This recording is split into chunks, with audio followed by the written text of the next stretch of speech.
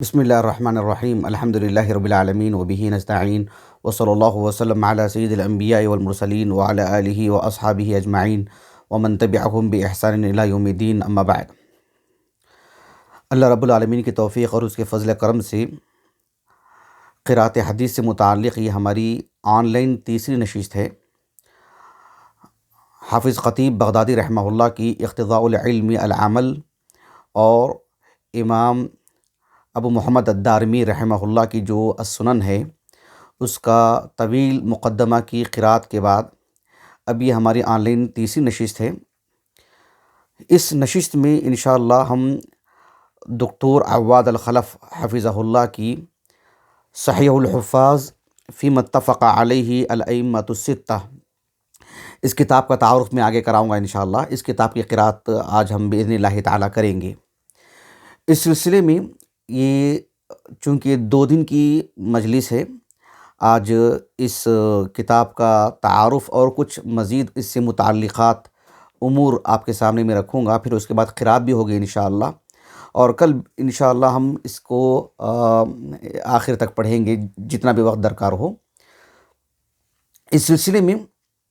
کچھ بنیادی باتیں میں آپ کے سامنے رکھ دیتا ہوں۔ سب سے پہلی بات یہ ہے کہ اللہ کے رسول علیہ الصلاۃ والسلام کا جو عہد ہے، آپ کا جو زمانہ ہے، آپ علیہ الصلاۃ والسلام پر اللہ تعالیٰ وحی نازل فرماتے اور اللہ کے رسول مسلمانوں کو، صحابہ کو بتاتے اور صحابہ اس کو یاد کر لیا کرتے تھے، ذہن نشین کر لیتے۔ ایک تو عربوں کا حافظہ بڑا مضبوط تھا، ساتھ میں پھر شعور اور احساس کہ آپ اللہ کے رسول کے صحبت میں ہیں، تو پل پل کی آپ خبر رکھا کرتے تھے صحابہ رضی اللہ عنہ اجمعین۔ آپ صلی اللہ علیہ وسلم کے احادیث وہ یوں ہی اپنی زندگی میں ڈھالتے اور ان کی محفوظات میں رہتی۔ اس کے باوجود بھی اللہ کے رسول صلی اللہ علیہ وسلم نے صحابہ کو احادیث لکھوایا بھی کرتے تھے، صحابہ لکھا کرتے تھے حدیثیں۔ یہ ہمارا موضوع نہیں ہے، اس پر یعنی بہت کچھ مواد ہے، بہت کچھ لکھا گیا ہے۔ اللہ کے رسول علیہ الصلاۃ والسلام کی انتقال کے بعد، بالخصوص جو کبار صحابہ ہیں، کبار صحابہ کی وفات کے بعد اہل اسلام نے یعنی احادیث کو یکجا کرنے کی کوشش کی اور اس کے لیے سفر کیا اور اس کے لیے بڑی مشقتیں اٹھائیں، اور سرکاری طور پر بنو امیہ نے، اموی خلفاء نے ان کی جو اس سلسلے میں بہت ہی کد و کاوش ہیں، اللہ تعالیٰ قبول فرمائے، احادیث کو یکجا کیا گیا۔ وہ بھی ہمارے موضوع سے خارج ہے، لیکن آپ کو میں اشاروں میں گفتگو کر رہا ہوں، اس لیے کہ جو اس نشست میں جو حاضر ہیں سب کے سب اصحاب علم ہیں، تو ان کو میں جزئیات میں جا کر کے گفتگو نہیں کر سکتا ہوں۔ آپ یہ ساری باتیں باذن اللہ تعالیٰ سمجھ سکتے ہیں۔ اس کے بعد جب ہم دیکھتے ہیں کہ پہلی صدی ہجری کا جو اختتام ہے یا دوسری صدی ہجری کا جو آغاز ہے، بالخصوص تیسری صدی ہجری، یہ تو اس سلسلے میں احادیث کتابی شکل میں آئیں، اجزاء ہمارے سامنے آئے، اور آپ دیکھیں گے کہ جو ہے یعنی الصحاح ہو یا صحیح بخاری، صحیح مسلم وغیرہ، یا مسانید ہوں، مسند احمد وغیرہ، ایک ایک موضوع پر بھی بہت ساری کتابیں لکھی گئی ہیں۔ اس کی تو یعنی اتنی کثرت ہے کہ جو ہے مطلب اس کو شمار میں لانا مشکل ہے، اور اسی طرح سے معاجم لکھی گئیں، یعنی تنوع ہے، اس میں متعدد قسم کے جو ہے کتابیں ہمارے سامنے وجود میں آئیں۔ یہ جو احادیث جو کتابی شکل میں ہمارے سامنے آئی ہیں، خاص کر جو میں نے کہا کہ تیسری صدی ہجری کا دور، چوتھی صدی ہجری کا جو دور ہے، اس میں جو کتابیں ہمارے سامنے آئی ہیں اس کا رنگ ڈھنگ الگ ہے، اس کی نوعیت الگ ہے، اس پر مستقل کبھی گفتگو ہونی چاہیے انشاءاللہ۔ میں نے جب اعلام السنن علامہ خطابی رحمہ اللہ ان کی کتاب کا جب میں نے تعارف کروایا، تو اس میں نے اشاروں میں اس بات کو کہا تھا کہ وہ چونکہ چوتھی صدی ہجری کی ہیں، تو چوتھی صدی ہجری کی جو کتابیں ہیں، تو ان کتابوں کی کیا خصائص ہے، ان علماء نے کس چیز کو سامنے رکھ کر کے کتابیں لکھی ہیں، ان کی کتابوں میں کوئی خاص نمایاں جو وصف رہا ہے وہ بھی ہمارے سامنے ہونا چاہیے۔ تو تیسری صدی ہجری کا جو دور ہے، اس میں یعنی تقریباً احادیث یکجا کی گئیں، مدون ہو گئی تھیں، بلکہ کتابی شکل میں آ گئی تھیں، اور بلکہ پورے حسن کے ساتھ اور جو ہے انتقاء کے ساتھ، صحت و ذوف کے اہتمام کے ساتھ، یہ سب کتابیں ہمارے سامنے تیسری صدی ہجری کے دور میں مکمل طور پر آ چکی ہیں۔ گویا کہ شرعی اعتبار سے مکمل پورا دین قرآن مجید میں جس طرح سے ایک مصحف میں ہے، یعنی بین الدفتین، ویسے ہی ایک کتابی شکل میں ہے قرآن مجید۔ احادیث مبارکہ بھی بھلے ہی الجامع الکامل فی الحدیث صحیح شامل میں جو اہتمام کرنے کی کوشش کی ہے دکتور ضیاء الرحمن اعظمی رحمہ اللہ، وہ نقطہ بہرحال نہیں تھا ذہن میں، یعنی کام کی نوعیت میں، لیکن احادیث بہرحال سب کتابی شکل میں آ چکی تھیں۔ ایسا نہیں تھا کہ صرف محفوظات میں تھیں۔ تیسری صدی ہجری کا دور آپ دیکھیں گے کہ جہاں سینوں میں احادیث مبارکہ تھیں، کتابی شکل میں بھی مکمل طور پر پورا مکمل ذخیرہ احادیث جو ہے وہ کتابی شکل میں آ گیا تھا۔ ایسا نہیں تھا کہ کچھ حدیثیں ابھی سینے میں ہیں، کتابی شکل میں نہیں آئے ہیں، ایسا نہیں تھا۔ یہ ایک تیسری صدی ہجری کی ایک بڑی خصوصیت ہے کہ جو سینوں میں جو چیزیں تھیں سب کے سب کتابی شکل میں آ چکی تھیں، سب کے سب، اور بہترین ترتیب کے ساتھ۔ یہ سب ہمارا موضوع نہیں ہے، لیکن یہ ابتدائی باتیں ہیں میرے اس موضوع کو ترتیب دینے کے لیے۔ یہ بات اگر آپ اچھی طرح سمجھ لیے ہیں تو اب آگے کی بات میں آپ کو سمجھاتا ہوں، وہ یہ کہ چوتھی صدی ہجری، پانچویں صدی ہجری، یہ سب جو ہے مطلب جب آسانیت کا جو دور تھا، آسانیت سے احادیث بیان کی جاتی تھیں، یہ دور ختم ہونے کے بعد اہل علم کے پاس جب مکمل طور پر حدیث کا ذخیرہ ہے، حدیث کا ذخیرہ اس معنی میں کہ جو ہے مطلب قرآن کی تفسیر ہو یا متون ہو، یعنی متعدد قسم کی جو بھی چیزیں ہیں، سب شریعت ہمارے سامنے موجود ہے کتابی شکل میں۔ ایسے میں اہل علم نے تصنیفی طور پر ایک اس میں توسع پیدا کیا، ایک وسعت لے کر کے آئے، ایک نئے ڈھنگ سے کام کیا انہوں نے۔ ان کاموں میں ایک نمایاں کام جسے تعبیر کیا جاتا ہے الموسوعہ الحدیثیہ، الموسوعہ الحدیثیہ، یعنی جتنی بھی احادیث ہیں انہیں یکجا کیا جائے۔ اس سلسلے میں مجمع الزوائد، علامہ نور الدین الہیثمی رحمہ اللہ، ان کی کتاب سامنے آئی۔ جامع الاصول فی احادیث الرسول، ابن الاثیر الجزری رحمہ اللہ، ان کا تعارف مکمل طور پر ہو چکا ہے الحمدللہ، تو ان کی کتاب سامنے آئی۔ اور حافظ ابن کثیر رحمہ اللہ کی جامع المسانید والسنن، اگر اوپر نظر آ رہی کتابیں، وہ نظر نہیں آ رہی شاید، تو یہ سب کتابیں جو ہے بہرحال اسی پس منظر میں وجود میں آئی ہیں۔ یہ ایک شکل سامنے تھی۔ جو احادیث کا ذخیرہ ہے، اس تناظر میں ایک اور چیز جو سامنے آئی وہ ہے الکتب الستہ یا الاصول الستہ۔ الاصول الستہ، الکتب الستہ، اس پر مستقل ہم نے ایک درس دے دیا ہے، آپ یوٹیوب سے سن لے سکتے ہیں، جس میں کتب ستہ کی اصطلاح، وہ 6 کتابوں کا انتخاب کیسے ہوا، ان 6 کتابوں میں کیا خصائص ہیں، وغیرہ وغیرہ سبھی امور۔ جو الکتب الستہ ہے، یہ ایک بہت ہی نمایاں پہلو ہے ذخیرہ حدیث کے اگر ہم بات کرتے ہیں۔ کتب ستہ پر اتنا کام ہوا ہے، اتنا کام ہوا ہے، سبحان اللہ العظیم۔ میں پچھلے 2 سال سے ہمارے اخوان سے کہتے آ رہا ہوں، انشاءاللہ جب ہمارا جامعہ بھی قریب ہی کھلنے والا ہے تو ہماری باذن اللہ تعالی، اللہ تعالیٰ کی توفیق اور اس کے فضل و کرم سے، ہمارے اخوان کی تعاون سے انشاءاللہ جتنا میرے پاس ذخیرہ ہے کتب ستہ سے متعلق، اس کی ہم ایک نمائش کرنے کی کوشش کریں گے۔ حالانکہ بہت کم ہے جو ہوا ہے کام دنیا بھر میں، تو جتنا ہمارے پاس ذخیرہ ہے کتب ستہ سے متعلق اس کی ایک نمائش کریں گے تاکہ ہم کو بھی اندازہ ہو کہ کتنا کام ہوا ہے۔ ورنہ جو ہمارے پاس موجود ہے فی الحال، وہ تو اس کا 10واں حصہ بھی نہیں ہے جو حقیقت میں کتب ستہ پر کام ہوا ہے۔ تو کتب ستہ پر بہت طرح کا کام ہوا ہے، تو اسی کو سامنے رکھ کر کے یہ اس کتاب کو سمجھنا پڑے گا جو صحیح الحفاظ ہے۔ اس وجہ سے میں نے یہ مقدمہ جو ہے باندھا ہے تاکہ آپ کو ایک موضوع سے ایک جوڑ سکوں۔ یہاں ایک اور چیز جو مجھے سمجھانی ہے وہ یہ کہ یہ جو صحیح الحفاظ ہے، اس کا میں ابھی آپ کو تعارف کروا رہا ہوں اور آگے اس کتاب کا منہج بھی بیان کروں گا انشاءاللہ۔ صحیح الحفاظ فی متفق علیہ الائمۃ الستہ، اس کتاب کا جو تعارف ہے اس سلسلے میں ایک بنیادی بات سمجھاتا ہوں اس کتاب کے تعارف سے لے کر کے۔ وہ یہ ہے کہ بحیثیت ایک طالب علم ہم جانتے ہیں، چونکہ ہمارے جو مشاہدین ہیں اور جو مشارکین ہیں آن لائن اس قرات میں، اس مجلس قرات میں،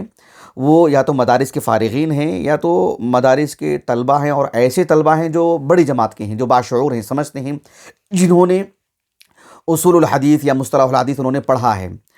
مصطلح الحدیث میں ایک معروف کتاب ہے مقدمۃ ابن الصلاح، معروف حافظ ابن الصلاح رحمہ اللہ کی۔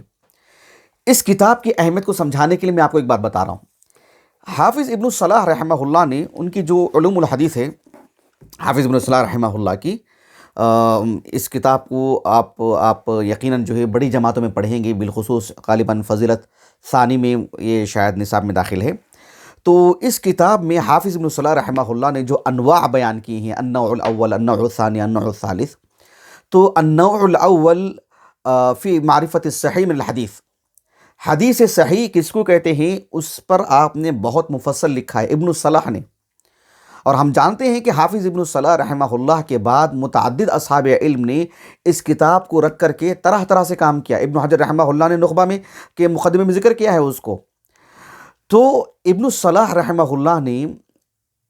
حدیث صحیح کا تعارف کئی پہلوؤں سے کروایا ہے۔ حدیث صحیح کی تعریف، پھر حدیث صحیح پر لکھی الصحیح کا اطلاق کس پر ہوتا ہے، اس پر لکھی گئی کتابیں وغیرہ وغیرہ، متعدد امور پر آپ نے گفتگو کی، 1 2 3 4 5 اس نمبر کے ساتھ۔ ساتواں جو نمبر ہے السابعۃ، اس پر ابن صلاح رحمہ اللہ نے ایک بات یہ کہی ہے کہ حدیث جب صحیح ہے، مطلب صحیح کی جو تعریف ہے اس پر جس حدیث کا انطباق ہوتا ہے، ہم یہ جب کہتے ہیں کہ یہ حدیث صحیح ہے یا اس پر لکھی گئی جو کتابیں ہیں، سب سے پہلے حدیث صحیح کا اہتمام کرتے ہوئے کس صاحب نے کتاب لکھی؟ امام بخاری نے، اس کے بعد امام مسلم نے۔ تو پھر حدیث صحیح کی متعدد کتابیں ہمارے سامنے ہیں، تو پھر نمبر وار درجہ کیا ہوگا؟ سب سے پہلے کون سی حدیث ہوگی حدیث صحیح جب ہم کہتے ہیں؟ دوسرے نمبر پر کون سی حدیث آتی ہے؟ تیسرے نمبر پر کون سی حدیث آتی ہے؟ اس کو انہوں نے بیان کیا ہے ابن صلاح رحمہ اللہ نے۔ میں حافظ ابن صلاح رحمہ اللہ کی وہ بات پڑھتا ہوں، وہ بات پڑھنے کے بعد ہی مجھے صحیح الحفاظ کے تعارف کرانے میں آسانی ہوگی اور آپ کو سمجھنے میں بھی آسانی ہوگی۔ ابن صلاح رحمہ اللہ کہتے ہیں کہ وَإِذَا انْتَهَى الْأَمْرُ فِي مَعْرِفَةِ الصَّحِيحِ إِلَى مَا خَرَّجَهُ الْأَئِمَّةُ فِي تَصَانِيفِهِمُ الْكَافِلَةِ بِبَيَانِ ذَلِكَ كَمَا سَبَقَ ذِكْرُهُ فَالْحَاجَةُ مَاسَّةٌ إِلَى التَّنْبِيهِ عَلَى أَقْسَامِهِ بِاعْتِبَارِ ذَلِكَ۔ جب ہم نے اس بات کو بیان کر دیا ہے کہ حدیث صحیح کی تعریف کیا ہے اور حدیث صحیح پر کون کون اصحاب علم نے کام کیا ہے، کون کون اپنی حدیث کی کتابوں میں حدیث صحیحہ لانے کی کوشش کی ہے وغیرہ وغیرہ، تو جب یہ سب چیزیں ہم نے بیان کر دی ہیں تو اب اس بات کی ضرورت پڑتی ہے اور اشد ضرورت ہے اس بات کو بیان کرنے کی کہ احادیث صحیحہ کو لے کر کے جو کتابیں ہمارے سامنے آئی ہیں تو اس میں درجہ بدرجہ کس کتاب کو ہم رکھیں گے؟ ہم کیسے کہیں گے کہ سب سے زیادہ صحیح حدیث یہ ہے، اس کے بعد یہ، اس کے بعد یہ، اس کے بعد یہ؟ تو اس سلسلے میں حافظ ابن صلاح رحمہ اللہ کا جو وہ معروف کلام ہے جسے اصحاب علم بعد والوں نے بڑے اہتمام سے نقل کیا اور بلکہ اتفاق سے نقل کیا، اتفاق کرتے ہوئے نقل کیا ہے، وہ یہ ہے کہ ابن صلاح رحمہ اللہ کہتے ہیں کہ سب سے صحیح حدیث جو ہے نا، یعنی صحیح فاولها صحیح اخرجہ البخاری ومسلم جمیعا، یعنی سب سے زیادہ صحیح حدیث وہ ہے، یعنی اصول اور ضابط کی روشنی میں جو متفق علیہ حدیث ہے، یعنی اتفق علیہ الشیخان، جسے امام بخاری اور امام مسلم رحمہم اللہ اجمعین نے کسی حدیث کو ایک ہی صحابی سے اپنی اپنی کتاب میں اندراج کیا ہے، وہ حدیث علی الاتفاق سب سے زیادہ صحیح حدیث ہے۔ یعنی ایک حدیث صحیح بخاری میں بھی ہو، صحیح مسلم میں بھی ہو اور ایک ہی صحابی سے ہو، جیسے ابو ہریرہ سے مثلا، یعنی گویا کہ اتفق البخاری و مسلم، یعنی بإیراد ھذا الحدیث کسی صحابی سے، مثلا انس بن مالک سے، یا مثلا سمجھ لیجئے کہ ابو ہریرہ سے رضی اللہ عنہ، تو وہ حدیث سب سے زیادہ جو ہے مطلب صحیح ہوتی ہے۔ اب اس کے لیے دیکھیے یہ جو کتاب ہے اللؤلؤ والمرجان، میں سمجھتا ہوں سب اس بات سے واقف ہیں، عامۃ الناس بھی اس بات سے واقف ہیں۔ اللؤلؤ والمرجان کے اردو میں مترجم ہو چکا ہے، انگریزی میں اس کا جو ہے ترجمہ ہو چکا ہے، بازار میں یہ کتاب دستیاب ہے۔ تو یہ اللؤلؤ والمرجان گویا کہ اس اعتبار سے یہ اصح ترین مجموعہ ہے۔ یہ تقریباً اللؤلؤ والمرجان میں آپ دیکھیں گے کہ 2000 کے قریب حدیثیں ہیں، یعنی 1906 حدیثیں ترقیم کی اگر بات کرتے ہیں، لگ بھگ 2000 حدیثیں، 2000 کے قریب حدیثیں ہیں جو علی الاتفاق جو ہے سب سے زیادہ صحیح مطلب اصح ترین حدیث کا مجموعہ ہے اللؤلؤ والمرجان۔ یہ پہلا نمبر ہے۔ اچھا، دوسرا نمبر کس کا ہے؟ یعنی من فرد بہ البخاری، وہ احادیث کا مجموعہ جس میں صرف امام بخاری رحمہ اللہ اخراج میں منفرد ہیں، یعنی وہ حدیث ہو سکتا ہے سنن ابی داؤد میں ہو، ترمذی میں ہو، مگر جب بات شیخین کی کرتے ہیں، صحیح بخاری صحیح مسلم کی کرتے ہیں، تو وہ حدیث صرف صحیح بخاری میں موجود ہو، صحیح مسلم میں وہ حدیث نہ ہو۔ آپ دیکھیں اس کا بھی مجموعہ آ چکا ہے یہاں پر، آپ دیکھیں افراد البخاری، حافظ ابن حجر رحمہ اللہ فتح الباری میں شرح کرتے ہوئے جگہ جگہ پر، اور ابن رجب الحنبلی بھی، دیگر شارحین حدیث بھی جو خاص کر قدیم ہیں، وہ اس بات کی طرف اشارہ کرتے رہتے ہیں کہ اس حدیث کے یعنی اخراج میں امام بخاری منفرد ہیں، یا کہ جو یہ صرف یہ صحیح مسلم کے احادیث میں سے، صحیح بخاری میں یہ حدیث مبارکہ نہیں ہے، تو جو صرف صحیح بخاری میں ہے وہ دوسرے نمبر پر آئے گی، جو صرف صحیح مسلم پر ہے دیکھیں اس کو پھر یہاں سے الگ کیا گیا ہے۔ دیکھیں آپ ارشاد القاری الی افراد مسلم عن البخاری، صرف جو احادیث صحیح مسلم میں ہیں، اس کتاب کے جو مؤلف ہیں، جو انہوں نے دیکھیں شیخ عبداللہ بن صالح العبیلان، اس کو ترتیب دینے کے بعد آپ نے شیخ البانی رحمہ اللہ کی خدمت میں اس کتاب کو پیش کیا نظر ثانی کے لیے، تو شیخ البانی رحمہ اللہ کی نظر ثانی کے ساتھ، آپ کی تصویب کے ساتھ جو ہے اس کتاب کو شائع کیا گیا ہے۔ یہ وہ احادیث ہیں جو صرف صحیح مسلم میں ہیں، مطلب کیا ہے، ہو سکتا ہے سنن نسائی میں ہو، دیگر حدیث کی کتابیں میں ہوں، لیکن صحیح بخاری کی اگر بات کرتے ہیں تو یہ حدیث کا وہ مجموعہ، تو 2 جلدوں میں ہے، دوسری جلد وہاں رکھی ہوئی ہے، تو تقریباً یہ وہ احادیث ہیں جو صرف صحیح مسلم میں ہیں، اور یہ وہ احادیث ہیں افراد البخاری جو صرف صحیح بخاری میں موجود ہیں۔ صحیح بخاری میں جو افراد البخاری ہے، اس کی اگر ترقیم کی بات کرتے ہیں، آپ دیکھیں 830 پر 7 حدیثیں، 830 پر 7 حدیثیں وہ حدیثیں ہیں جو صرف صحیح بخاری میں ہیں۔ انفراد البخاری کی اگر بات کرتے ہیں، افراد البخاری کی اگر بات کرتے ہیں، انفراد به البخاری، تو یہ بات آپ اپنے سامنے رکھیے۔ اس کو سامنے رکھنے کے بعد میں آپ کو جو چیز سمجھانا چاہتا ہوں اس کو آپ دھیان سے سنیے گا، کہ سب سے پہلے وہ حدیث ہے جسے امام بخاری امام مسلم بیک وقت باتفاق ایک صحابی سے آپ نے اخراج کیا ہوں۔ دوسرے نمبر کی وہ احادیث ہیں جسے صرف امام بخاری نے، تیسرے نمبر پر صرف امام مسلم نے۔ اس کے بعد چوتھے نمبر پر کس حدیث کا درجہ ہوگا؟ اس حدیث کا درجہ ہوگا جو حدیث نہ صحیح بخاری میں ہے، نہ اس حدیث کا ہوگا جو حدیث کے صحیح بخاری اور صحیح مسلم کے، یعنی امام بخاری امام مسلم کے شرط پر ہو۔ حدیث نہ صحیح بخاری میں ہے نہ صحیح مسلم میں ہے، ہو سکتا ہے سنن ابی داؤد میں ہو سکتا ہے سنن ترمذی میں ہو، لیکن وہ جو حدیث ہے امام بخاری امام مسلم کے شرط پر ہے بیک وقت، تو پھر ان احادیث کا درجہ ہوگا چوتھے نمبر پر۔ آپ دیکھو شیخ محمد ناصر الدین البانی رحمہ اللہ نے، چاہے وہ سلسلۃ الاحادیث الصحیحہ ہو، چاہے وہ ارواء الغلیل ہو، چاہے آپ کی دیگر جو آپ کی تحقیقات اور تالیفات ہیں شیخ البانی کی رحمہ اللہ، جس میں شیخ البانی رحمہ اللہ نے کسی حدیث پر یہ حکم لگایا ہو کہ صحیح علی شرط الشیخین، یعنی حدیث صحیح مسلم میں بھی نہیں ہے، صحیح بخاری میں بھی نہیں ہے، لیکن یہ حدیث صحیح بخاری سے امام بخاری امام مسلم کی شرط پر ہے، صحیح علی شرط الشیخین۔ تو شیخ البانی رحمہ اللہ نے تو الگ سے کوئی تالیفی کام نہیں کیا، لیکن اپنی کتابوں میں، اپنی تحقیقات میں جہاں جہاں شیخ البانی رحمہ اللہ نے اس کی نشاندہی کی ہے، اس کو شیخ البانی کے ایک شاگرد شیخ عصام موسیٰ ہادی نے، جو متعدد کتابوں کے مصنف ہیں اور مرتب ہیں، اعداد و جمع میں آپ کا بڑا حصہ رہتا ہے الحمدللہ، تو انہوں نے جو ہے دیکھی مجمع البحرین فیما صححہ الالبانی من الاحادیث علی شرط الشیخین، اس کتاب کو آپ نے ترتیب، گویا کہ یہ حدیث کا جو مجموعہ ہے یہ چوتھے نمبر کا، جو کتنے نمبر کا آئے گا، یہ چوتھے نمبر کا درجہ ہے یہ۔ پھر اس کے بعد وہ حدیث جو صرف امام بخاری کی شرط پر ہو، اس کے بعد پھر وہ جو امام مسلم کی شرط پر ہو، تو پھر اس کے بعد جو اصحاب علم نے حدیث کے صحیح ہونے کی شرط لگائی ہو، جیسے امام ابن خزیمہ ہو، ابن حبان ہو، ابن السکن ہو، اور دیگر بھی اصحاب علم ہیں، متعدد اصحاب علم نے اس پر کام کیا الحمدللہ، لیکن وہ حدیث امام بخاری امام مسلم کے شروط سے متعلق نہیں ہے، بلکہ کسی اور محدث کے اپنے شروط کے اعتبار سے بس انہوں نے شرط لگائی کہ میں حدیث کو جو بھی لاؤں گا صحیح سند سے ہی لے کر کے آؤں گا، یہ بات ہے۔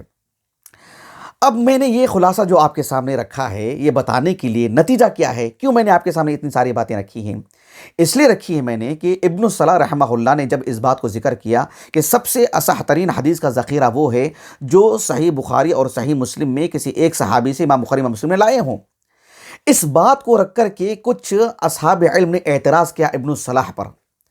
اعتراض کیا وہ میں آپ کو بتانا چاہ رہا ہوں، اس سے آپ کو اس کتاب کی اہمیت کا کچھ اندازہ ہوگا۔ آپ کو بعض اصحاب علم نے اعتراض کیا، اب وہ اعتراض کتنا درست ہے، کتنا معنی رکھتا ہے اور کتنی اہمیت ہے اس اعتراض کی، اور اس اعتراض کا جواب کیا ہے، وہ میرے موضوع سے خارج ہے، میں جاؤں گا تو اصل موضوع سے میں نکل جاؤں گا، بس میں آپ کو اہمیت بتانے کے لیے وہ نقطہ بتا رہا ہوں۔ یہ دیکھیے التقیید والایضاح، جو حافظ عراقی کے زین الدین عبد الرحیم العراقی رحمہ اللہ ابو الفضل، حافظ عراقی رحمہ اللہ ابن حجر کے استاذ ہیں،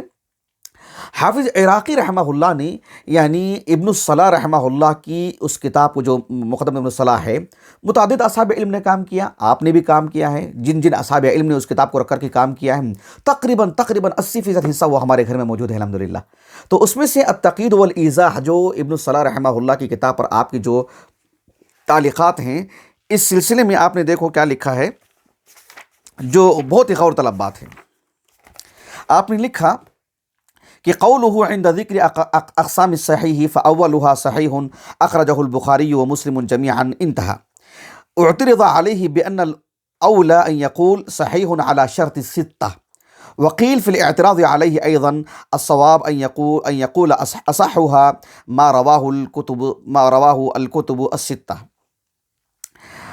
حافظ عراقی رحمہ اللہ نے کہا کہ ابن الصلاح رحمہ اللہ پر بعض اہل علم نے یہ اعتراض کیا کہ اصح ترین حدیث کا مجموعہ جو آپ نے کہا کہ جسے امام بخاری امام مسلم نے یعنی ایک ساتھ کسی صحابی پر جو ہے مطلب اتفاق کیا ہو اندراج کرنے میں اپنے اپنے حدیث کی کتابوں میں، اس کی بجائے یہ کہتے کہ اصحاب الکتب الستہ، یعنی وہ حدیث جو کتب الستہ میں ہو، صحیح بخاری، صحیح مسلم، سنن ابی داؤد، سنن ترمذی، سنن نسائی، سنن ابن ماجہ، کتب الستہ میں جو حدیث موجود ہو وہ حدیث کا اصح ترین مجموعہ ہے، یہ کہنا چاہیے تھا ابن الصلاح کو۔ بعض اہل علم نے اعتراض کیا یہ وہی مجموعہ ہے جو اس وقت بعض اہل علم نے اعتراض کیا، حافظ عراقی سے پہلے کی بات ہے وہ، تو اندازہ لگایا۔ حالانکہ یہ بات درست نہیں ہے، کیوں درست نہیں میں آپ کو بتاتا ہوں، لیکن یہ ایک اعتراض کے طور پر یہ بات آئی، یہ فکرہ سامنے آیا، یہ سوچ سامنے آئی، یہ خیال سامنے آیا، یہ میں آپ کو بتانا چاہ رہا ہوں کہ حدیث کا وہ حصہ جو کتب ستہ میں ایک ساتھ ہو، ایک ہی صحابی سے، یعنی ایک ہی صحابی سے امام بخاری، امام مسلم، امام ابن ماجہ تک 6 کے 6 مؤلفین نے اپنی اپنی حدیث کی کتابوں میں لائے ہوں، تو وہ حدیث کا سب سے اصح ترین مجموعہ ہے، وہ نہیں جو صرف امام بخاری امام مسلم نے کسی صحابی سے لانے میں اتفاق کیا ہو، اس سے بڑھ کر کے اس کا درجہ ہونا چاہیے۔ یہ ایک اعتراض، تو یہ بہرحال ایک اعتراض کی ایک نوعیت تھی جو اس دور میں موجود رہی۔ حافظ عراقی نے اس کا جواب دیا، ابن حجر رحمہ اللہ نے اس کا جواب دیا، بلکہ حافظ ابن حجر رحمہ اللہ نے حافظ عراقی کا جو جواب تھا رد میں، اس رد کو بہت ہی زیادہ اہمیت نہیں دی، کہا کہ یہ بہت وزن نہیں رکھتا ہے اپنے اندر یہ رد، ایسا رد ہونا چاہیے کر کے ایک اور طرح سے رد کیا ابن حجر رحمہ اللہ نے۔ یہ ساری تفصیلات میرے موضوع سے خارج ہیں، میں معذرت خواہ ہوں کیونکہ ہم اپنے موضوع سے بالکل بھی نکل جائیں گے۔ آپ جو ہے اس کو کسی اور مجلس کے لیے رکھیں تاکہ یہ بھی باتیں ہمارے سامنے آئیں۔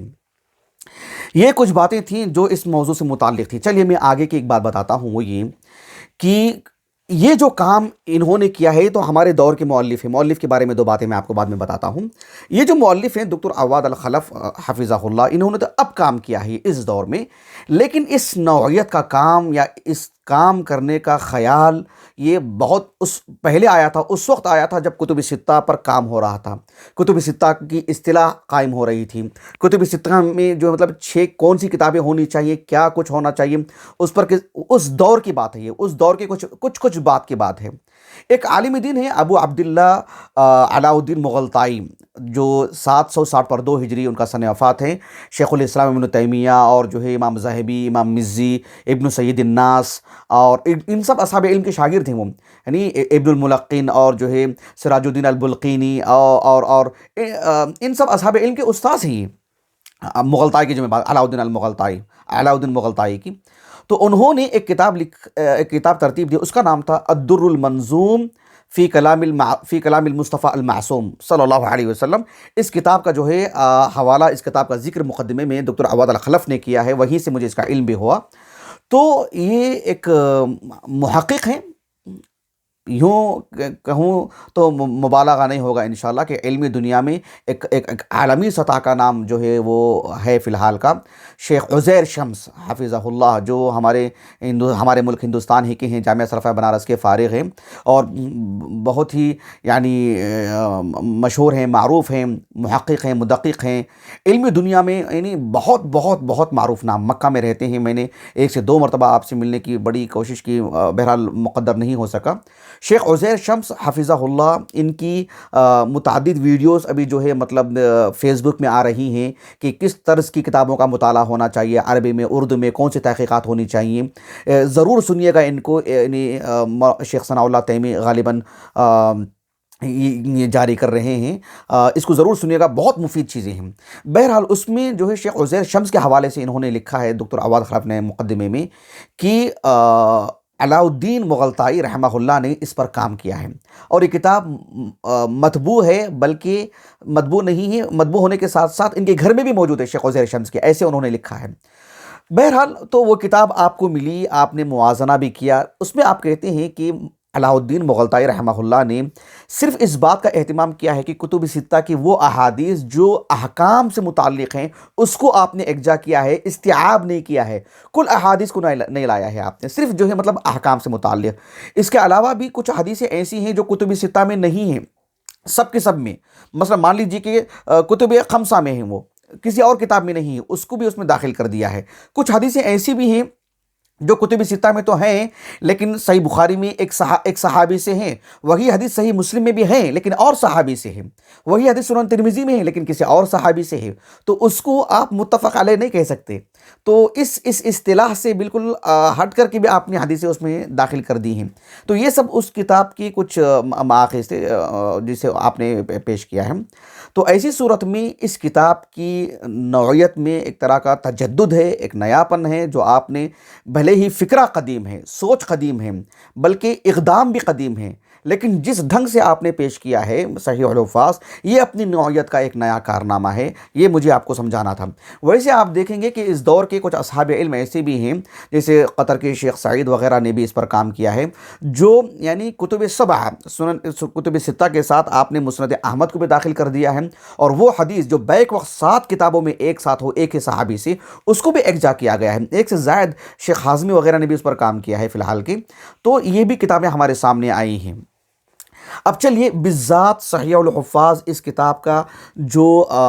کیا کہتے ہیں کہ اس کتاب کا منہج کیا ہے، اس کتاب کی ترتیب کیا ہے۔ ظاہر بات ہے یہ کوئی قدیم کتاب تو نہیں ہے کہ جو ہے کچھ باتیں مؤلف نے لکھی ہوں، کچھ باتیں مؤلف نے نہ لکھی ہوں، بعد میں آ کر کے کسی محقق نے لکھا ہو، اس کی اب حاجت نہیں رہ گئی ہے۔ اب اس کتاب کو مزید ہمیں کچھ کہنے کے بجائے براہ راست اس کتاب کے مؤلف نے، مرتب نے جو مقدمے میں اپنی ترتیب بتائے ہیں وہی باتیں میں آپ کے سامنے رکھوں گا، سوائے ایک زائد بات کے جو میں آپ کو آگے بتاؤں گا انشاءاللہ۔ صحیح الحفاظ کے مقدمے میں جو اس کے مؤلف ہیں دکتر عواد الخلف، انہوں نے اس بات کو لکھا ہے کہ اس میں جو احادیث ہیں وہ کتب ستہ کی احادیث، وہ احادیث جسے امام بخاری، امام مسلم، امام ابو داؤد، امام ترمذی، امام نسائی، امام ابن ماجہ، یہ 6 اصحاب علم یعنی کتب ستہ کے مؤلفین نے کسی حدیث کو ایک ہی صحابی سے لانے میں اتفاق کیا ہو، ان احادیث کو آپ نے یکجا کیا ہے۔ یہ گویا کہ صحیح جو متفق علیہ حدیث جسے ہم کہتے ہیں، جسے اللؤلؤ والمرجان میں جمع کیا گیا ہے، اس سے بالکل ہٹ کر کے ایک نئی چیز ہے یہ، کیونکہ بہت ساری احادیث اس میں نہیں ہیں جو اللؤلؤ والمرجان میں ہوں گی، کیونکہ اس میں صرف صحیح بخاری، صحیح مسلم کے اتفاق کے ساتھ کئی حدیثیں ایسی ہیں جو صحیح بخاری، صحیح مسلم میں ایک ساتھ ایک صحابی سے موجود ہیں لیکن وہ سنن اربعہ میں ہے ہی نہیں سرے سے،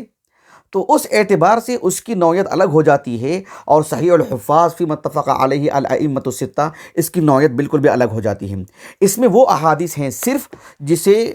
کتب ستہ کے مؤلفین نے کسی حدیث کو ایک خاص صحابی سے، ابو ہریرہ سے یا جو کسی اور صحابی سے لانے میں اتفاق کیا ہو، ورنہ ایک ہی حدیث کتب ستہ میں ہو سکتی ہے لیکن صحیح بخاری، صحیح مسلم میں ہو سکتا ہے ابو ہریرہ سے ہو، سنن ابی داؤد میں ہو سکتا ہے انس بن مالک سے ہو، سنن ترمذی میں ام المؤمنین عائشہ سے ہو، اس طرح کے احادیث کو اس میں جگہ نہیں دی جائے گی کیونکہ وہ اس اصطلاح سے خارج احادیث ہیں۔ ایک بات، ایک دوسری بات یہ ہے کہ اس کتاب کے منہج کو لے کر کے وہ یہ کہ اس کتاب میں جو آپ نے احادیث داخل کی ہیں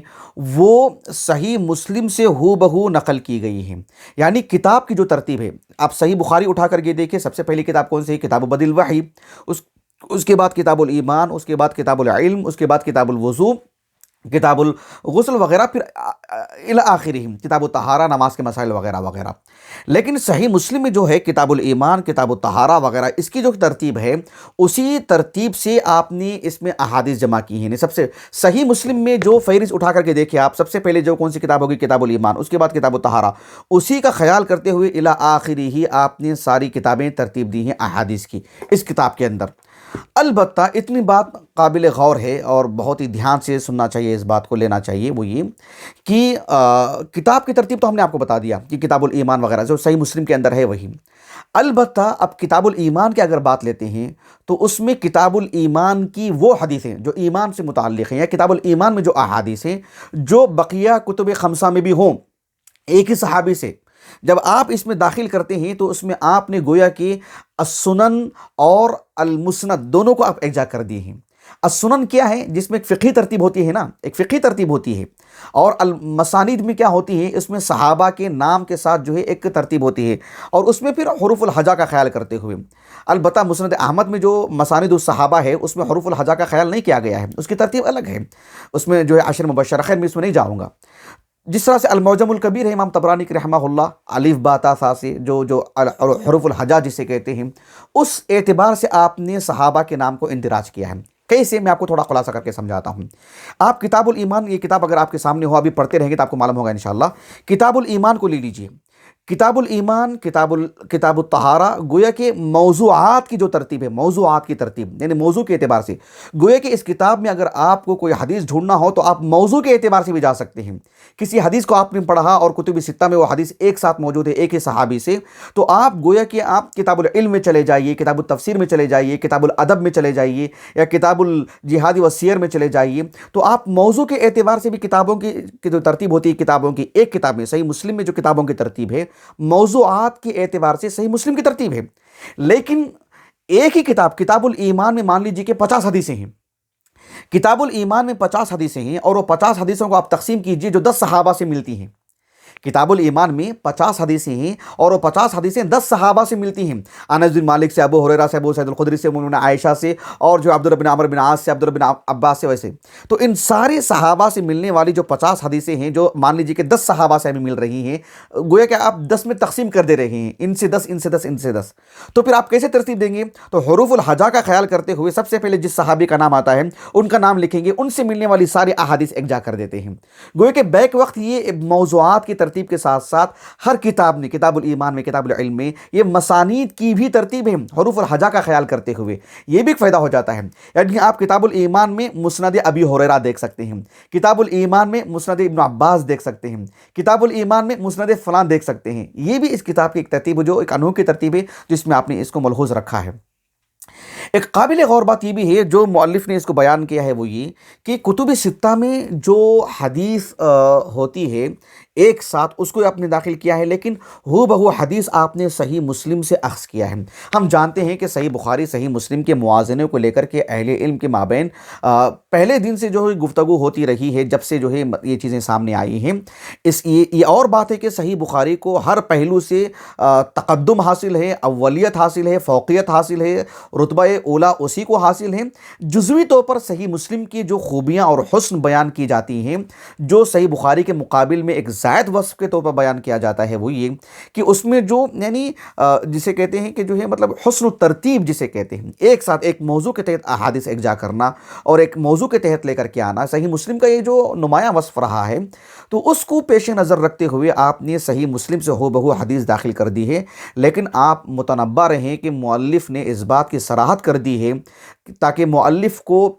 مؤلف پر اس پہلو سے نقد نہیں کیا جا سکتا۔ مؤلف نے مقدمے میں اس بات کو ذکر کر دیا ہے کہ بس صحیح مسلم سے حدیث جیسی تھی ہم نے ہو بہو نقل کر دی ہے، یہ ہم اس پر اکتفا کرتے ہیں۔ اب اس حدیث کا سیاق کیا ہے؟ اس حدیث میں ایک زائد لفظ وہ بھی ہے جو صحیح بخاری میں ہے، جو صحیح مسلم میں نہیں ہے۔ سنن ابی داؤد میں یہ حدیث ہے لیکن بہت ہی مختصر ہے، ان سب کی وضاحت ہم نہیں کریں گے۔ صحیح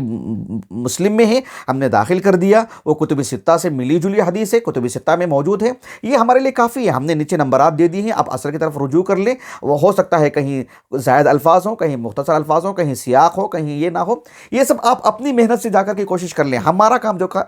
تھا وہ ہم نے کر دیا ہے، وہ یہ ہے کہ صحیح مسلم سے ہو بہو ہم نے حدیث داخل کر دی ہے۔ اب رہا مسئلہ اس کا سیاق سباق اور کس میں زائد لفظ ہے، صحیح بخاری میں ہو سکتا ہے زائد لفظ ہو اور صحیح بخاری میں تقدیم و تاخیر ہوئی ہو، سنن ابی داؤد میں یہ لفظ کے بجائے یہ لفظ آیا ہو، ان سب کی وضاحت سب ہم نہیں کریں گے، یہ نہیں کریں گے۔ ہمارا کام یہی ہے کہ بس صحیح مسلم سے اس حدیث کو نقل کر دیں گے۔ یہ ایک بات مؤلف نے اس بات کو بہت زور دے کر کے کہا ہے۔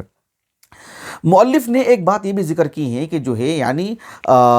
اس میں آپ نے رموز داخل کر دی ہیں، جس طرح سے حدیث نقل کر دینے کے بعد نیچے آپ جو ہے صحیح بخاری کے لیے خا، صحیح مسلم کے لیے میم، صحیح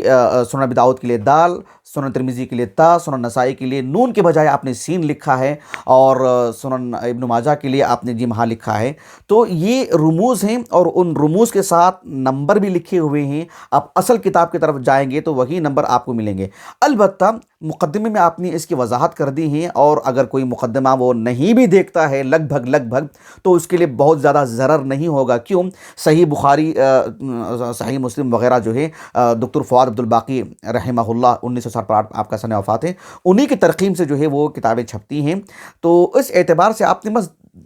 لکھا ہے اس بات کو کہ میں نے ان کی ترقیم کا خیال رکھا ہے۔ سنن ترمذی میں نے کس کی ترقیم کا خیال رکھا ہے، سنن ابی داؤد میں نے کس کی ترقیم کا خیال رکھا ہے، آپ نے اس کی وضاحت کر دی ہے۔ سنن نسائی کی آپ نے ترقیم وغیرہ کا ذکر کر دیا ہے کہ میں نے کس کی ترقیم کا لحاظ رکھا ہے۔ اب چونکہ کتابیں اب اسی ترقیم سے چھپتی ہیں، کسی نے وہ نہیں بھی دیکھا ہے تو جو کتاب ہمارے پاس نمبر وار موجود ہے، آپ اصل کتاب اٹھا کر کے دیکھ لیں جو دارالسلام سے چھپی ہیں، لگ بھگ وہی نمبر آپ کو مل جائے گا۔ شیخ البانی کی تصحیح تضعیف کے ساتھ جو کتابیں چھپی ہیں اس میں بھی وہی نمبر ہے۔ یہ بتانا چاہ رہا تھا کہ اگر کسی نے اتنا دھیان نہیں بھی دیا ہے، بس مؤلف نے جس حدیث کے نیچے نمبرات دے دیے ہیں اس کو سامنے رکھ کر کے آپ جو مطبوع کتابیں ہیں چلے جائیں گے تو آپ کو بآسانی وہ حدیث مل جائے گی۔ یہاں ایک بات دھیان دینے کی ضرورت ہے، وہ یہ ہے کہ آپ نے جو نمبر وار جو حدیثیں لکھی ہیں نا، یہ کتنی حدیثیں ہیں آپ نے لکھی ہیں؟ جو لگ بھگ 300، میں سمجھتا ہوں 400 کے قریب حدیثیں ہیں، 330 پر 6، 350 کے قریب حدیثیں، 330 پر 6 حدیثیں۔ آپ دیکھیں نمبر 1 نمبر 2 جو آپ کتاب الایمان سے لے کر کے آگے ڈالتے جا رہے ہیں، یہ اس کو کہتے ہیں الرقم التسلسلی، یعنی اس کتاب میں جتنے احادیث ہیں 330 پر 6 اس کی ترقیم ہے، یہ صحیح مسلم کی ترقیم نہیں۔ ورنہ ہر حدیث کے بعد آپ دیکھیں گے کہ جو خا، میم اور تا، سین جو ہے جو آپ ڈال رہے ہیں، سین میں 2 نمبر ہیں، ایک سنن الصغریٰ ہے جسے مطلق، سین سے مراد مطلق سنن صغریٰ، اور سین کے بعد جو ہے وہ سنن الکبریٰ ہے۔ تو اس کے بعد جو جی ہاں جو آپ نے لکھا ہے یہ اصل کتاب کے نمبر ہیں۔ صحیح مسلم کا نمبر آپ کو یہاں ملے گا، پہلی حدیث دیکھیں آپ، اس میں 12 نمبر ہے، اور صحیح مسلم کی 12ویں حدیث ہے۔ تو یہ جو پہلا جو نمبر ہے یہ تو بالکل مؤلف کی طرف سے دیے گئے نمبر ہیں جو احادیث آپ نے ایکجا کی ہیں۔ یہ کچھ باتیں تھیں کتاب سے متعلق۔ ایک بات یہ بھی ہے کہ مؤلف نے اس بات کا بھی اہتمام کیا ہے کہ حدیث میں سند کو حذف کر دیا ہے۔ صحیح مسلم سے حالانکہ لی ہیں آپ نے، لیکن سند کو مکمل طور پر حذف کر دیا ہے، صرف صحابی کے نام کو باقی رکھا ہے۔ البتہ جہاں بہت زیادہ سخت ضرورت ہو تو تابعی کے نام کے ساتھ بیان کرتے ہیں۔ مثال کے طور پر جب آپ پڑھیں گے تو آپ کے سامنے کافی چیزیں آئیں گی۔ ایک مثال میں آپ کو دے دیتا ہوں، حدیث نمبر 15 آپ دیکھ لیجئے۔ حدیث نمبر 15 دیکھیں، کتاب الطہارہ کی پہلی حدیث، عن حمام قال بال جریر ثم توضأ ومسح على خفيه فقيل تفعل هذا فقال نعم رأيت رسول الله صلی اللہ علیہ وسلم بال ثم توضأ ومسح على خفيه۔ تو عن حمام ابن منبہ، یہ تو تابعی ہیں، صحابی نہیں ہیں، تو حدیث کو آپ سند حذف کر دی ہیں، صرف تابعی سے آپ حدیث لے کر کے، صحابی سے حدیث لے کر کے آتے ہیں۔ ناگزیر صورت میں جہاں مطلب اس کا سیاق ضروری ہوتا ہے تبھی آپ تابعی کے نام کے ساتھ ذکر کرتے ہیں۔ یہ کچھ باتیں رہیں جو مجھے آپ سے کہنی تھی، لیکن ایک چیز بتانا تھا مجھے آپ کو بطور تنبیہ جو ہے وہ یہ کہ حدیث کا جو سیاغہ ہوتا ہے، یعنی حدیث کا جو آغاز ہوتا ہے، آپ جیسے بلوغ المرام اٹھا لیجئے آپ مثال کے طور پر، یا آپ عمدۃ الاحکام لے لیجئے، یا اربعین النووی لے لیجئے آپ امام نووی کی، یہ جامع العلوم والحکم آپ لے لیجئے، اس میں حدیث کا جو آغاز ہوتا ہے اس سے عن ابی ہریرہ، عن انس بن مالک، عن ام المؤمنین عائشہ، یہ جو عن سے ہوتا ہے یہ دھیان دیجئے گا کہ اصل جو کتاب ہوتی ہیں صحیح بخاری، صحیح مسلم وغیرہ، اس میں عن ہی سے وہ حدیث شروع ہو ایسا نہیں، ایک تو سند ہوتی ہے، لیکن سند ہونے کے ساتھ ساتھ بھی صحابی کے نام سے پہلے عن ہو سکتا ہے۔ جیسے مثال کے طور پر جو ہے ابو زرعہ رحمہ اللہ جو تابعی ہیں، جریر بن عبداللہ البجلی رضی اللہ عنہ کے فرزند ہیں ابو زرعہ، وہ کہتے ہیں کہ عن ابی ہریرہ، حالانکہ وہ ابو ہریرہ کے تلمیذ ہیں، سمعت کہنے کی ضرورت نہیں، مطلب وہ بھی آتا ہے سیاغہ، لیکن عن بھی ان سے آتا ہے، یعنی کہنا یہ چاہ رہا ہوں کہ اصل جو سند ہوتی ہے اس میں بھی صحابی کے نام سے پہلے عن آ سکتا ہے، لیکن ضروری نہیں کہ ہمیشہ ایک ہی بات رہی ہو۔ تابعی یہ بھی کہتے ہیں کہ سمعت، کسی صحابی سے اگر نام لے کر کے آپ کہتے ہیں کہ میں نے فلاں صحابی سے میں نے سنا، لیکن ہمیشہ عن ہی سے آغاز نہیں ہوتا ہے نا، توجہ دیں، یہ بات میں آپ کو کیوں بتا رہا ہوں؟ اس لیے بتا رہا ہوں کہ آپ صحیح الحفاظ کی افادیت کو سمجھیں،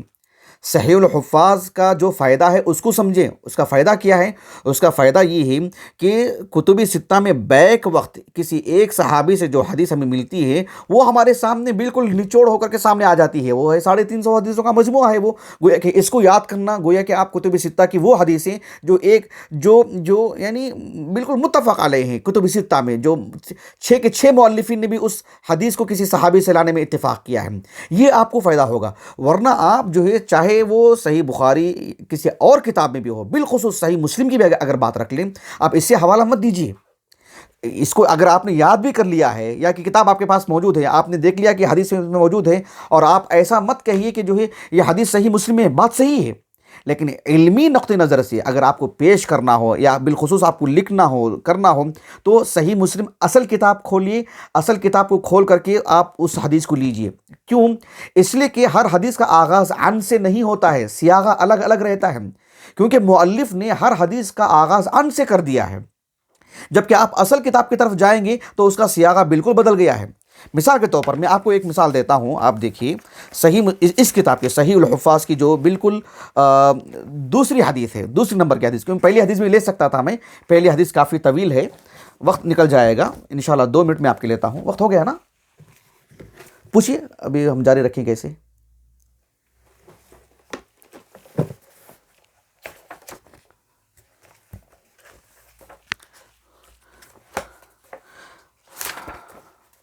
حدیث نمبر 110 دیکھیں، میں یہاں آپ سے بتاتا ہوں آپ کو۔ ثابت بن الضحاک، اس سے پہلے کیا ہے کہ ان ابا قلابۃ اخبرہ ان ثابت بن الضحاک اخبرہ انہ بایع رسول اللہ صلی اللہ علیہ وسلم تحت الشجرہ وان رسول اللہ صلی اللہ علیہ وسلم قال۔ اس کا سیاغہ دیکھیے، اور یہاں پر سیاغہ دیکھیے کیا ہے، ان ثابت بن الضحاک انہ بایع رسول اللہ صلی اللہ علیہ وسلم تحت الشجرہ، سیاغہ کتنا بدل گیا ہے۔ اسی طرح سے آپ مثال کے طور پر ایک اور حدیث کا میں حوالہ دیتا ہوں آپ کو، یہاں پر دیکھیے آپ حدیث نمبر 60 پر 6، حدیث نمبر 60 پر 6 دیکھیے اس کتاب کے صحیح الحفاظ میں،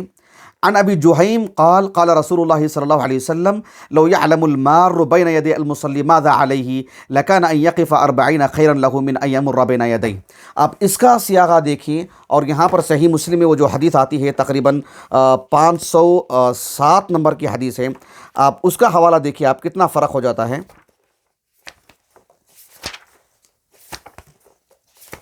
دیکھیے 507، اس کا حوالہ دیکھیے آپ، ان زید بن خالد الجوہانی ارسلہ الی ابی جہیم یسألہ ماذا سمع من رسول اللہ صلی اللہ علیہ وسلم فی المار بین یدی المصلی قال ابو جہیم قال رسول اللہ صلی اللہ علیہ وسلم لو یعلم المار۔ دیکھیں کتنا سیاغہ بدل گیا ہے۔ تو آپ اصل کتاب کی طرف ہی جائیے، اسی میں یہ زیادہ درستی، یہی جو ہے اصل ہے۔ آخری بات وہ یہ ہے کہ اس کتاب کی جو مؤلف ہیں دکتر عواد الخلف، یہ تو بہرحال اس دور کے ہیں، باحیات ہیں، ان کا سن ولادت کیا ہے، ان کی ولادت کہاں ہوئی ہے، کس گھرانے کے ہیں، تلاش بسیار کے بعد بھی مجھے یہ بات نہیں مل سکی۔ البتہ اتنی بات ہے کہ یہ لگ بھگ میں سمجھتا ہوں 50 سے 60 سال کے درمیان آپ کی عمر ہے، اور آپ نے جو جامعہ اسلامیہ کا جو آغاز کا جو 4 سالہ کورس ہے، لیسانس جسے کہتے ہیں، حدیث شریف میں آپ نے جو ہے کلیۃ الحدیث شریف، آپ نے اس میں 4 سالہ تعلیم حاصل کیا آپ نے 1992 میں، 1992 میں۔ پھر اس کے بعد آپ نے جو ہے یعنی ماجسٹر جو ہے آپ نے کویت سے کیا ہے، جامعۃ الکویت سے، حدیث شریف میں آپ نے کیا ہے، الحدیث و علومہ میں 1998 اس میں آپ نے ماجسٹر کیا کویت سے۔ پھر اس کے بعد جامعۃ القرویین جو مغرب میں ہیں، مغربی علاقے سے مراد جو مطلب الجزائر کے بعد کا جو علاقہ ہے المغرب، تو وہاں پر آپ نے وہاں کے جامعہ سے اصول الدین عقیدے میں آپ نے جو ہے یعنی دکتورہ آپ نے کیا ہے اور ڈاکٹری کیا ہے آپ نے 2001 میں۔ فی الحال آپ 1442 ہجری 1921 ابھی چل رہا ہے، تو آپ ابھی شارجہ میں الجامعہ الشارقہ، الجامعہ الاسلامیہ، الجامعہ کلیۃ الشریعہ جو شارقہ ہے، اس کا ایک بڑے منصب پر آپ فائز ہیں، آپ کی متعدد تحریریں ہیں، اور جو ہے تحقیقی طور پر آپ نے بہت کچھ لکھا ہے، آپ کا بیشتر مواد جو ہے علم حدیث پر ہے۔ بہت معذرت خواہ ہوں، مجھے آپ سے متعلق بہت کچھ معلومات جو لینی چاہیے تھیں یہاں بیان کروں نہ کروں، از خود بھی معلوم کرنے کے لیے مجھے نہیں مل سکی، لیکن یہ کچھ باتیں تھیں۔ انشاءاللہ ہم اس کتاب کی آج قرأت کریں گے، آج اور کل۔ یہ کتاب سے متعلق باتیں تھیں۔ میں اپنی بات ختم کرتا ہوں وقت کی قلت کی وجہ سے۔ اللہ تعالیٰ سے دعا ہے کہ اللہ تعالیٰ ہماری اس نشست کو قبول فرمائیں، اور خصوصاً ہمارے جو معاونین ہیں، حافظ ابو عوانہ، سید عبد المتین ابن منیر، اور شیخ سفیان صابر، جن کے والد کا ابھی حال میں انتقال ہوا، رحمہ اللہ رحمۃ واسعہ۔ اللہ تعالیٰ ان کو ان کے لیے ذخیرہ آخرت بنائیں۔ جو گزشتہ سال جامعہ محمدیہ سے فارغ ہوئے ہیں، اور ہمارے فاضل دوست شیخ حمدان ابو القاسم جو نہایت صاحب علم ہیں، ان تینوں کی ملی جلی خدمت سے یہ نشست جو ہے قائم ہوئی ہے۔ اللہ تعالیٰ سب کے لیے ذخیرہ آخرت کرے۔ جو مشارکین ہیں، مشاہدین ہیں، جو بعد میں بھی اس سے مستفید ہوں گے، اللہ تعالیٰ سب کے لیے، سب کے حسنات میں شمار فرمائیں۔ ہمارے معاون خاص عمرو بن الیاس کو جو ریکارڈنگ کر رہے ہیں، اللہ تعالیٰ ان کو اجر عظیم سے نوازے۔ سبحانک اللہم و بحمدک، اشہد ان لا الہ الا انت، استغفرک و اتوب الیک۔